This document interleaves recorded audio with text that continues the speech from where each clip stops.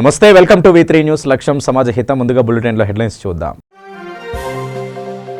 మీడియాకు సంఖ్యలు వేసి ప్రభుత్వం దారుణంగా ప్రవర్తిస్తుంది. వైసీపీ ప్రభుత్వంపై మండిపడ్డ చంద్రబాబు.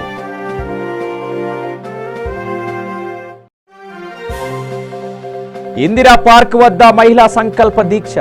తెలంగాణలో మద్యం నిషేధించాలంటూ డిమాండ్.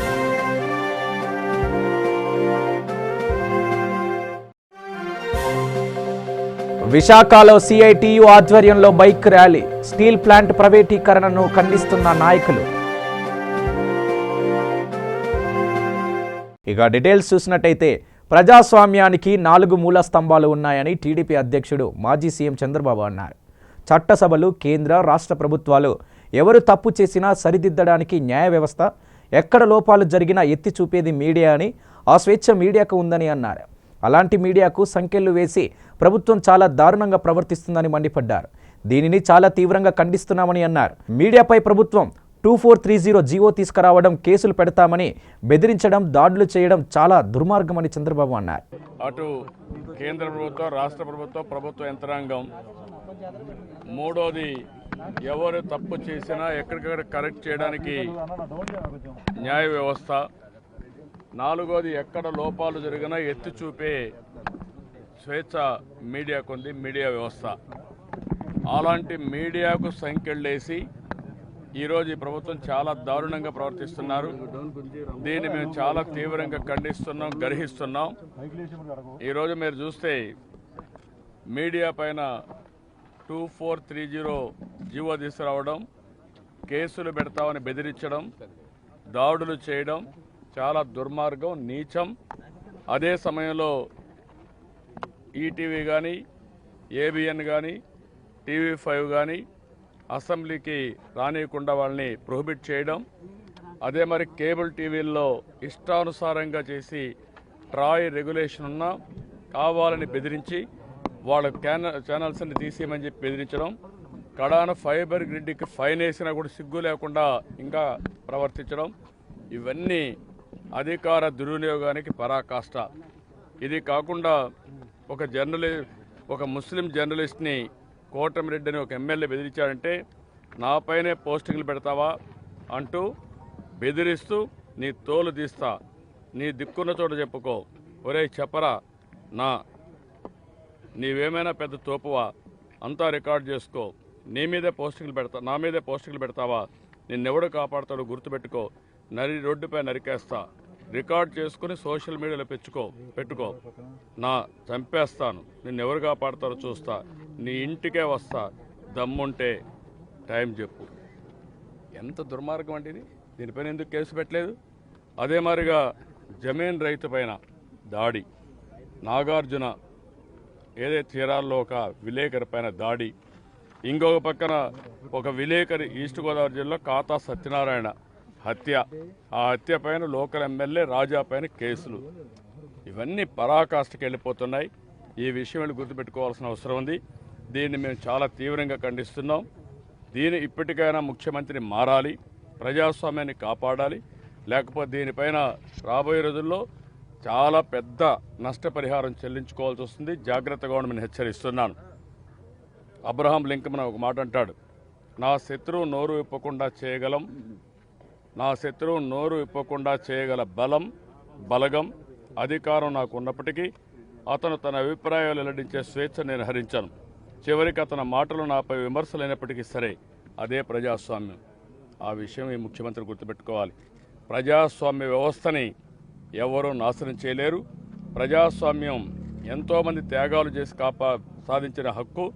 ఆ ప్రజాస్వామ్యాన్ని హరించే వ్యక్తులు చరిత్రహీనులుగా కాలగర్భంలో గడిచిపోతారు. ఆ విషయం గుర్తుపెట్టుకోవాల్సి హెచ్చరిస్తూ ఇమ్మీడియట్గా 2430 జీవోను రద్దు చేయాలి. అదే సమయంలో 3 టీవీలు బ్యాన్ చేశారు, వాళ్ళని అలో చేయాలి. ఎవరైతే దాడులు చేశారో వీళ్ళందరిపైన కేసులు పెట్టి వీళ్ళందరినీ గట్టిగా పనిష్ చేయాలి. ఇక తెలంగాణ రాష్ట్రంలో మద్యం నిషేధించాలని డిమాండ్ చేస్తూ బీజేపీ నేత మాజీ మంత్రి డీకే అరుణ ఇందిరా పార్క్ వద్ద మహిళా సంకల్ప దీక్ష పేరుతో దీక్ష చేపట్టారు. అరుణ ఆధ్వర్యంలో జరుగుతున్న ఈ దీక్షకు మహిళా మోర్చా బీజేపీ నేతలు లక్ష్మణ్, రామచంద్రరావు, ఇతర బీజేపీ నాయకులు మద్దతు తెలిపారు. ఈ కార్యక్రమానికి మహిళలు, విద్యార్థినీలు భారీగా హాజరయ్యారు. ఇక రాష్ట్రంలో రైతులకు గిట్టుబాటు ధర కల్పించాలని కోరుతూ జనసేన అధ్యక్షుడు పవన్ కళ్యాణ్ కాకినాడలో దీక్ష చేపట్టారు. రైతు సౌభాగ్య దీక్ష పేరుతో జేఎన్టీయూ ఎదురుగా చేపట్టిన ఈ దీక్షకు పలువురు పార్టీ నాయకులు, కార్యకర్తలు హాజరయ్యారు. రైతు భరోసా పథకాన్ని కులాలకు అతీతంగా అర్హులందరికీ వర్తింపచేయాలని పవన్ డిమాండ్ చేశారు. రైతులకు గిట్టుబాటు ధర కల్పించే వరకు పోరాటం చేస్తామని అన్నారు. నాయకులకి కావాల్సింది, ప్రతి ఒక్కడికి కావాల్సింది ధర్మం. ధర్మం అనేటటువంటి దాన్ని విడిచిపెట్టడానికి వీలు లేదు. ధర్మాన్ని పోషించు, అది నిన్ను రక్షిస్తుంది. ధర్మాన్ని వేడకు, ఆ ధర్మం ఈయనలో కనపడుతుంది. ఆ ధర్మం ప్రకారం చేస్తాను నేను, ప్రతిదీ కూడా ధర్మాన్ని అడ్డుపెట్టుకుని చేస్తానని ఆయన బల్ల గుర్తు చెప్తున్నాడు. ప్రతి విషయంలోని కూడా నేను టీవీలో చూస్తున్నాను. ఆయన మీటింగ్కి ఇదే రావటం. నేను నా చిన్నప్పటి నుంచి నేను తెలుగుదేశంలోనే ఉన్నాను. అన్యదా శరవణాస్తి దేనికి కూడా ఓటేయలేదు ఎప్పుడు కూడా. నేను యథార్థం చెప్తున్నాను. కానీ ఈనాడు ధర్మాన్ని ఆచరించి, ధర్మాన్ని పణంగా పెట్టి, పారదర్శకంగా నేను పనిచేస్తాను, మీ అందరి తరఫున నేను వాదిస్తాను అని చెప్పి బల్లగుద్ది ప్రమాణం చేసి చెప్తున్నాడు. భగవద్గీతలో కృష్ణ పరమాత్మలాగా.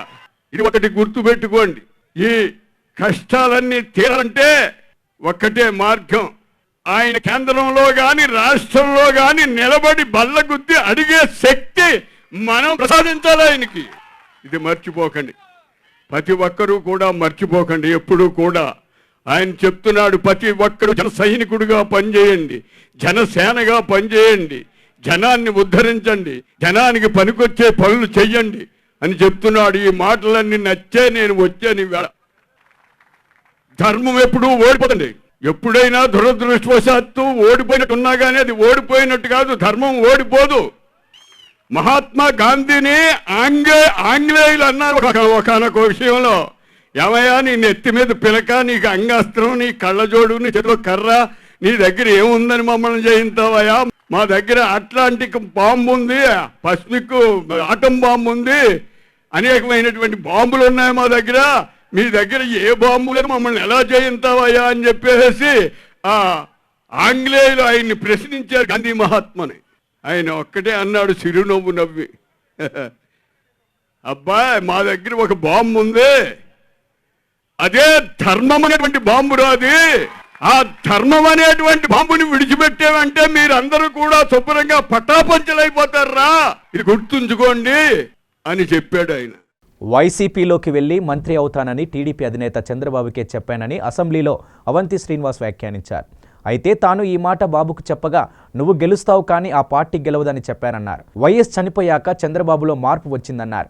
ఎన్నికలకు చాలా టైం ఉంది, చంద్రబాబు గౌరవం తగ్గించుకోవద్దని ఆయన తెలిపారు. మీడియా స్వేచ్ఛ గురించి చంద్రబాబు మాటలు హాస్యాస్పదంగా ఉన్నాయని అవంతి శ్రీనివాస్ చెప్పుకొచ్చారు. నిజామాబాద్ నగరంలోని 43-27 డివిజన్లో 70 లక్షల నిధులతో చేపట్టిన సీసీ రోడ్ల నిర్మాణానికి అర్బన్ ఎమ్మెల్యే గణేష్ గుప్తా భూమి పూజ చేసి ప్రారంభించారు. ఈ సందర్భంగా ఆయన మాట్లాడుతూ సీఎం కేసీఆర్ పాలనలో రాష్ట్రం మొదటి స్థానంలో ఉందని ఆయన పేర్కొన్నారు.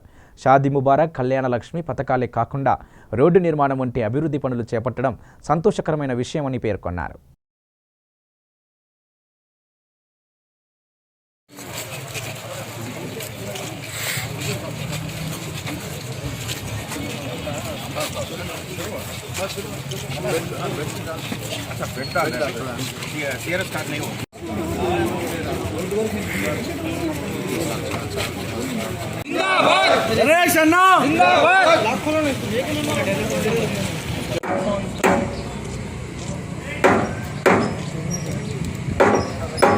నిర్మల్ జిల్లా బైంసా పట్టణంలో ఎక్సైజ్ అధికారులు మద్యాన్ని ధ్వంసం చేశారు. ఎన్నికలకు ముందు పట్టుబడిన 1,50,000 విలువ చేసే మద్యాన్ని ఉన్నతాధికారుల ఆదేశాల మేరకు ధ్వంసం చేసినట్లు ఎక్సైజ్ సూపరింటెండెంట్ రవీందర్ రాజ్ తెలిపారు. గత ఏడాది అసెంబ్లీ ఎన్నికల నేపథ్యంలో ప్రభుత్వం మద్యం సరఫరా కాకుండా ప్రత్యేక చర్యలు తీసుకున్న విషయం తెలిసిందే. ఇందులో భాగంగా వివిధ రాజకీయ పార్టీల నాయకులు అక్రమంగా తరలిస్తుండగా పోలీస్ ఎక్సైజ్ అధికారులు పట్టుకున్నారు. ఏడాది పూర్తి కావడంతో ధ్వంసం చేయాలని అధికారులను ఆదేశించిన నేపథ్యంలో సదరు మద్యాన్ని ధ్వంసం చేశారు.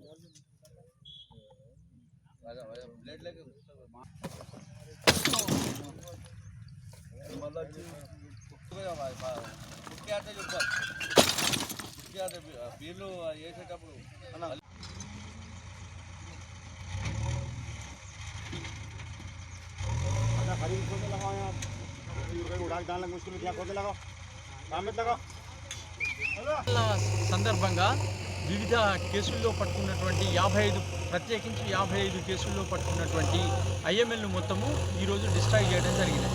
ఇది ఎలక్షన్లకు ముందు బెల్ షాప్లో కానీ తర్వాత ఇంకా వేరే ఏ చోట్ల కానీ ఎలక్షన్ వాళ్లకు పోలీసు కానీ ఎక్సైజ్ కానీ అందిన సమాచారం మేరకు వాళ్ళ మీద కేసులు నమోదు చేసి ఆ ప్రాపర్టీని సీజ్ చేయడం జరిగింది. ఆ సీజ్ చేసిన ప్రాపర్టీని నేడు రఫ్లీ 1,50,000 రూపాయల విలువ గలటువంటి ఐఎంఎల్ అంటే బ్రాండీ, విస్కీ, బీరు వీటన్నిటిని ధ్వంసం చేయడం జరిగినది. ఇది ఎక్సైజ్ స్టేషన్ మన భైంసా పరిధి లోపల ఈ ఏరియాను సెలెక్ట్ చేసుకొని ఇక్కడ మొత్తం మన ఎస్ఐలు, సిఐలు తర్వాత స్టేషన్ హౌస్ ఆఫీసర్లు అందరూ ఉండగా స్టాఫ్ అందరి యొక్క సమక్షంలో కూడా దీన్ని ధ్వంసం చేయడం జరిగింది. ఇక విశాఖ జిల్లా అనకాపల్లిలో స్టీల్ ప్లాంట్ ప్రైవేటీకరణపై కేంద్రం తీసుకున్న నిర్ణయాన్ని వ్యతిరేకిస్తూ సిఐటియు ఆధ్వర్యంలో ఆందోళనలు చేపట్టారు. విశాఖ ఉక్కు ఆంధ్రుల హక్కు అనే నినాదంతో పెద్ద ఎత్తున బైక్ ర్యాలీ నిర్వహించారు. విశాఖ స్టీల్ ప్లాంట్ నుంచి అమరావతి వరకు సిఐటియు కార్యకర్తలు బైక్ ర్యాలీ నిర్వహించారు. ఈ కార్యక్రమంలో సిఐటియు నాయకులు సిహెచ్ నరసింగరావు మరియు ఏఐటియుసి జాతీయ అధ్యక్షులు డి ఆదినారాయణ పాల్గొన్నారు.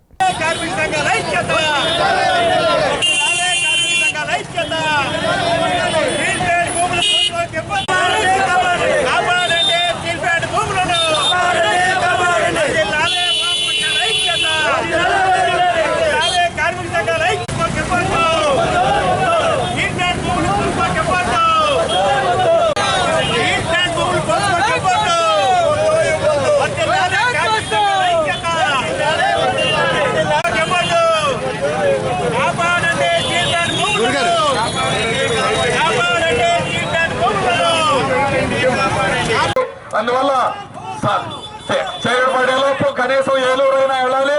అందువల్ల ఎక్కువ సమయం లేనందుకు ఈ పోరాటం జరగబోతా ఉంది. ఈ పోరాటంలో పాల్గొన్న ప్రతి ఒక్కరిని కూడా అభినందిస్తూ బయలుదేరి వందలాది మంది వాహనాలు విజయవాడ జరుగుతూ ఉంది. రేపు విజయవాడలో ధర్నా చౌక్ లో ధర్నా జరుగుతుంది. విశాఖ స్టీల్ ప్లాంట్ ప్రైవేటు విదేశీ కంపెనీ పోస్కోకు అప్పగించకూడదని కేంద్ర ప్రభుత్వం ఈరోజు చేసిన నిర్ణయానికి వ్యతిరేకంగా ఈ యాత్ర అనేటువంటి సాగుతూ ఉంది. దీనివల్ల ఆంధ్రప్రదేశ్కి, భారతదేశానికి తీవ్రమైనటువంటి హాని జరుగుతుంది. ఇది ప్రజలకు వ్యతిరేకంగా వారు చేసినటువంటి నిర్ణయం. ఈ నిర్ణయం వల్ల ఆంధ్రప్రదేశ్కి చాలా హాని జరగబోతా ఉంది. ఈ ప్రాంతం అంతా అభివృద్ధి అయిందంటే విశాఖ స్టీల్ ప్లాంట్ వల్ల అభివృద్ధి అయింది. ఆంధ్రప్రదేశ్ అతి భారీ పరిశ్రమని ప్రైవేట్ వారికి ఏ కారణం వల్ల అప్పచెబుతున్నారు అనే దానికి ఈరోజు సంజాషణ చెప్పాలని కేంద్ర ప్రభుత్వాన్ని అడుగుతున్నాం. విశాఖ స్టీల్ ప్లాంట్ లోనే 4,000 ఎకరాలు కేటాయించాలని కేంద్ర ప్రభుత్వం నిర్ణయించింది. ఏ ఎవడైనా కానీ ప్రైవేట్ స్టీల్ ప్లాంట్ పెట్టాలంటే వాళ్ళు ఇష్టం వచ్చిన దగ్గర బయట పెట్టమనండి. కానీ స్టీల్ ప్లాంట్ భూములు ఆక్రమించి స్టీల్ ప్లాంట్ కబ్జా చేయడానికి ఈరోజు చేస్తున్నటువంటి కుట్ర తప్ప ఇంకోటి కాదు. అందువల్ల దీన్ని తీవ్రంగా ట్రేడ్ యూనియన్లన్నీ కూడా ఐక్యంగా అందరూ కూడా తీవ్రంగా వ్యతిరేకిస్తా ఉన్నారు. మా పోరాటాన్ని హైదరాబాద్ నాంపల్లిలోని యూసుఫేన్ షేరిఫేన్ దర్గాలో 95వ వార్షికోత్సవాలు ఘనంగా నిర్వహించారు. ఈ కార్యక్రమంలో ముస్లిం మత పెద్దలు పాల్గొన్నారు. ఈ ఉత్సవాల్లో పిల్లలు, యువకులు, పెద్దలు ఉత్సాహంగా పాల్గొన్నారు.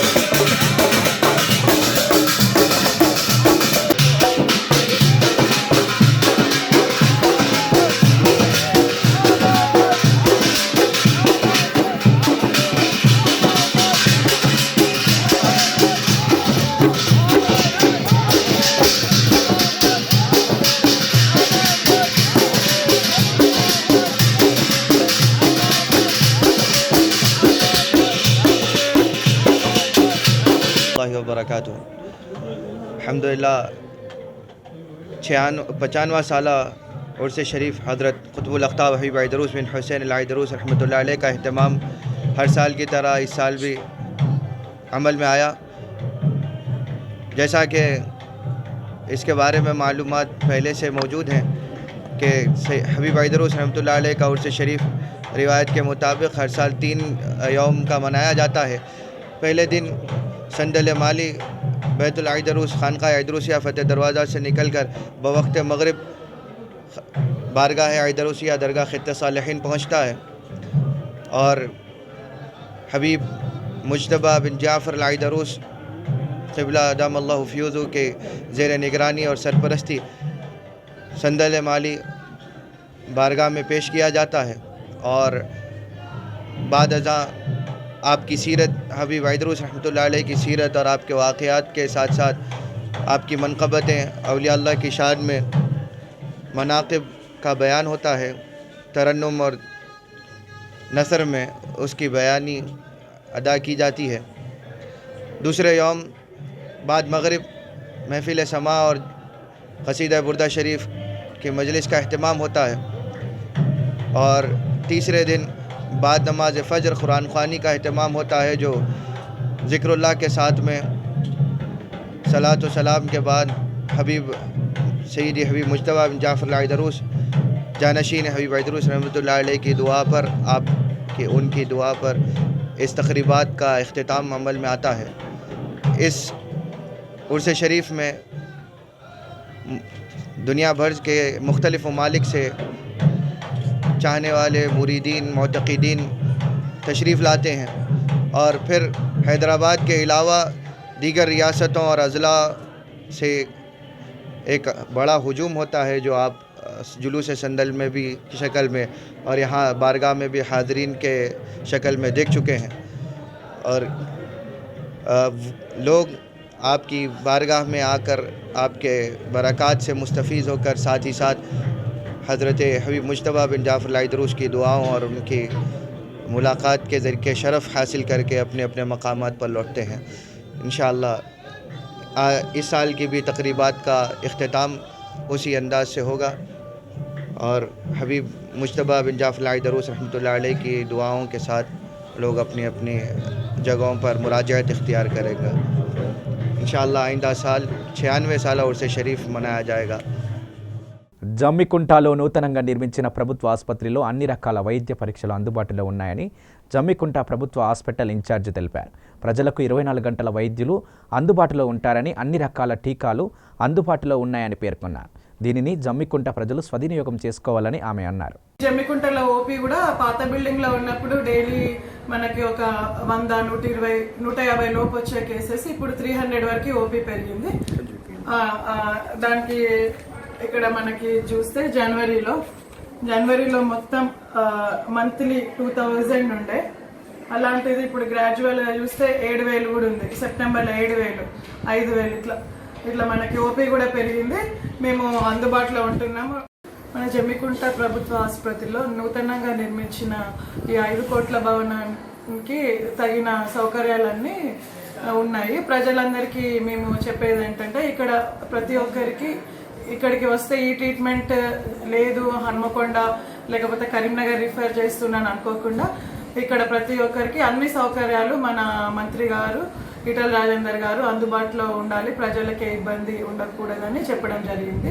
సో ఇక్కడ ప్రతి ఒక్కరికి బ్లడ్ టెస్ట్, అన్ని రకాల టెస్టులు, టైఫాయిడ్, మలేరియా, ఇంకా ఇప్పుడు కొత్తగా డెంగ్యూ, సీజనల్ డిసీజెస్లో డెంగ్యూ కొన్ని నమోదు అవుతున్నాయి, కానీ మన దగ్గర ఎక్కువ పాజిటివ్ అన్ని టైఫాయిడే వచ్చినాయి, డెంగ్యూ ఎక్కువ రాలేదు.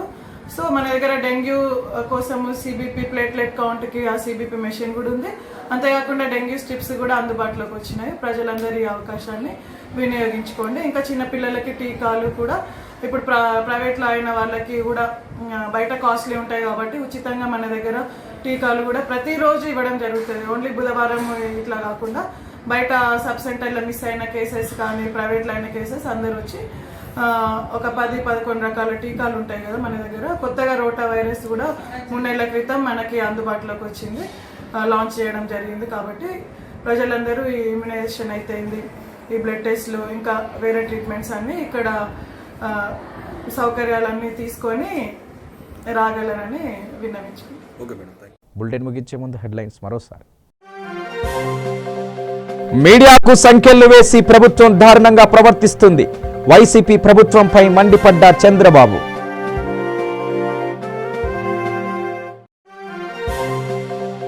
ఇందిరా పార్క్ వద్ద మహిళా సంకల్ప దీక్ష. తెలంగాణలో మద్యం నిషేధించాలంటూ డిమాండ్.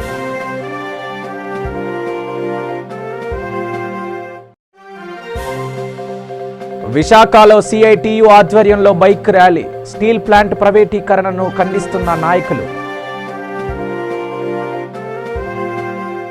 ఇవి బులెటిన్ విశేషాలు. చూస్తూనే ఉండండి V3 న్యూస్. లక్ష్యం సమాజహితం.